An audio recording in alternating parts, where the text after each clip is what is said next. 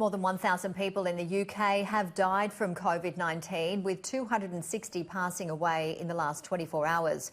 As the crisis worsens, the UK government is moving to test more NHS workers to bring some of those isolating at home back to work.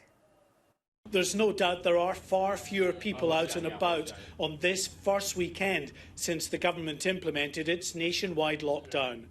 But it will be at least 2 to 3 weeks before this social distancing begins to reduce the flow of cases.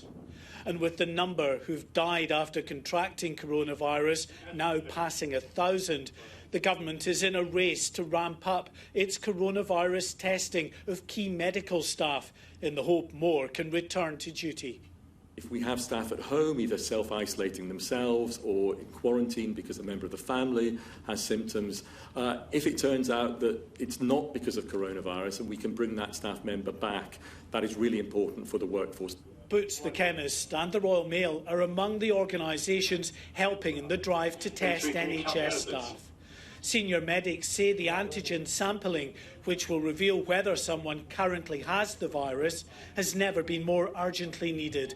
At London's XL Centre, construction is well underway on the huge temporary hospital NHS Nightingale, due to open its doors to the first of up to 4,000 patients at the end of next week. Additional patient treatment hubs will be set up in other major centres of population in the weeks ahead to deal with what's predicted to be a significant overflow from these mainstream hospitals of patients requiring urgent treatment.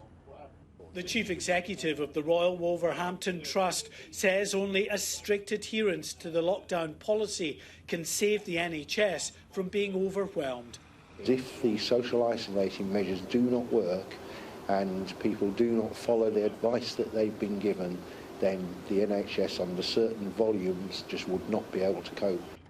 As tough as social distancing undoubtedly is, there are encouraging new predictions about its likely effect, modelling which shows far fewer deaths. 7,000 are pretty close to the best case estimates with social distancing of Neil Ferguson's group of 5,600.